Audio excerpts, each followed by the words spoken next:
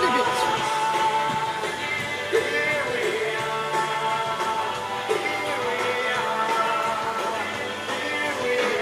Fiddly Bits. Hey guys, welcome to the channel. I thought I'd do something a little different, some sort of a channel update, and I'm going to call it Fiddly Bits. So, in Fiddly Bits, I'll just have a beverage, talk about what's going on around here, and just general shop talk type stuff. I haven't really done these in the past, so I thought now sounded like a good time to do one. So I got a couple things to talk about in this first episode of Fiddly Bits. And the first way is a way to get really great deals on eBay for certain things, and you're looking at me through one of those things that I just got recently. And it's just a trick that I've learned over several years. I've also got some stickers to share from some other creators.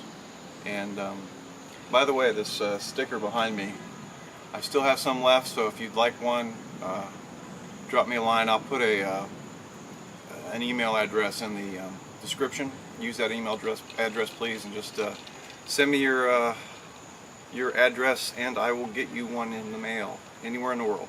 I also have a little bungee cord trick that I'm trying that I kind of want to document, and we'll see how it works.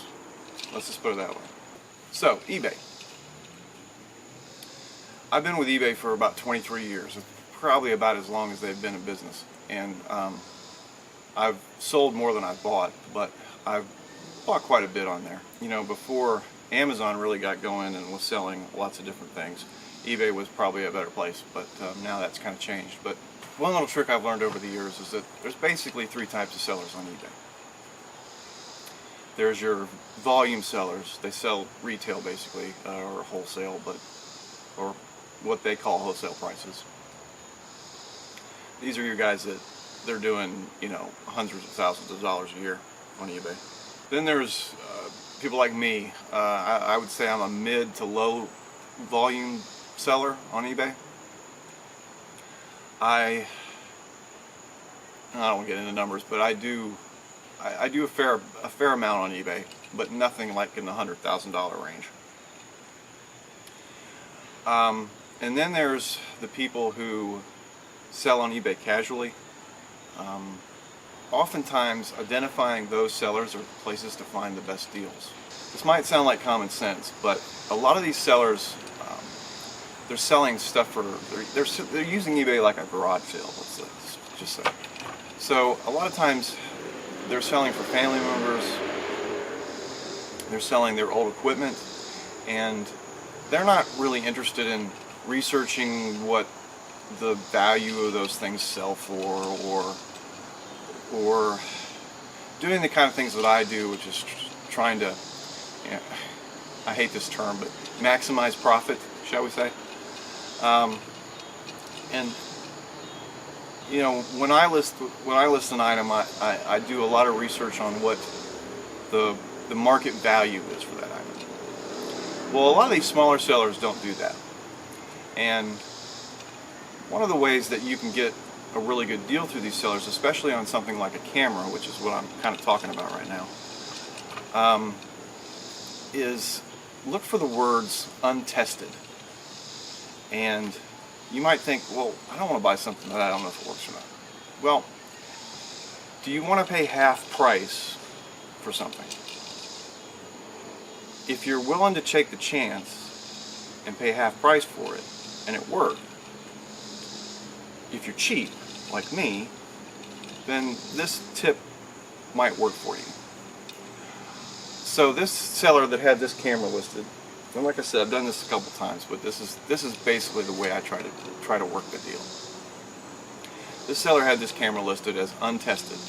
He said he didn't know anything about it. He had lots of pictures though. That's important. You want to look at the item very closely and make sure there's no obvious signs of distress.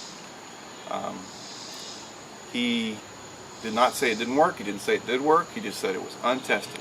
He did show in the pictures that it had a battery with it. So we already had it at a low price. So I basically made an offer that was if the thing was broken, I could resell it for parts for that offer. I can get basically most of my money back, if not all of it. And this is an important thing here. When I did that, I wrote to him and I asked him. I see there's a battery in the picture. Have you tried to put the battery in and turn the camera on? He told me he was selling it for a family member, and he put the battery in and it didn't work. But he doesn't know if the battery's any good. And I looked at the pictures and I could see no reason why this thing should have stopped working. In the pictures, it looked like a very lightly used camera. Usually when one of these cameras stops working, it's because there's been an accident. And yes, there will be a video soon coming out that shows the accident in my previous camera. So I made the offer, I asked the question, and got that response that basically he just didn't know if the camera worked or not. And all I was doing there was just kind of feeling him out and seeing if he knows anything really about the camera, if he's scamming or not. But the interesting part is, he said to me in the email, if it doesn't work, I'll take it back. That surprised me, because if he listed it as untested, he doesn't have to take it back. It's buyer beware, basically, at that point. So at that point, when he did respond, he counter-offered me and basically added $10 onto my offer. And so it was still a good deal, pretty much, if the camera was broken. Worst is I'd lose $10 off of it, because I could just list it on eBay as not working. So I accepted the deal. When I got the camera, I had already ordered some batteries off of Amazon, 2 batteries and a charger. Now, I've done this before. I did it with my previous camera, actually. I did the same thing. I just made an offer, asked a question, made a real low ball offer, asked a question, and all it did was have a dead battery. You know, those batteries, the batteries don't last forever, especially if they're not being charged or used. So anyway, that's my little story. Hope that's helpful to somebody. Find the garage sale sellers, basically, that are on eBay. They're the ones where you're probably going to get your best deal, because you're not going to get a great deal from me.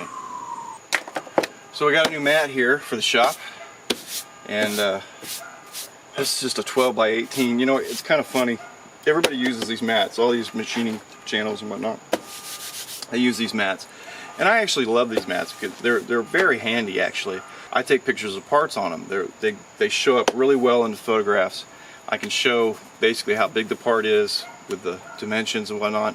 Although you'd be surprised how many people look at pictures with a dimension chart in it and still ask me how big something is. So, but the funny thing is that, so when I started the channel long ago, I bought one of these that was about half this size or smaller, and I bought it that way on purpose because I was kind of making my own little stupid inside joke that, you know, I've got one too. You know, everybody's got these like massive ones, but I wanted to have a little tiny one because I thought it would be funny. And nobody ever commented on how small my mat was. It kind of depressed me. But anyway, I digress. So I'll talk about Aaron Powder here for a second. Sent me a great selection of his stickers and stickers of his sponsors, I believe. Oh, I'm not quite sure. I'm not quite sure what the Make Joe is. Maybe he'll tell me in the comments. I think Live Tools and Evolute sponsor him, but I'm not sure about that either. But anyway, he is an educator and a shop teacher. I think that's right, Aaron. Is that correct, that you are an actual shop teacher? I don't think we have a lot of those in the U.S. still. There's probably guys teaching CNC and whatnot, but he has a beautiful home shop. I mean, I drool whenever he's doing his videos, because his home shop is it's all neat and it's clean, and it looks like it's got air conditioning. It just, you know, makes me jealous.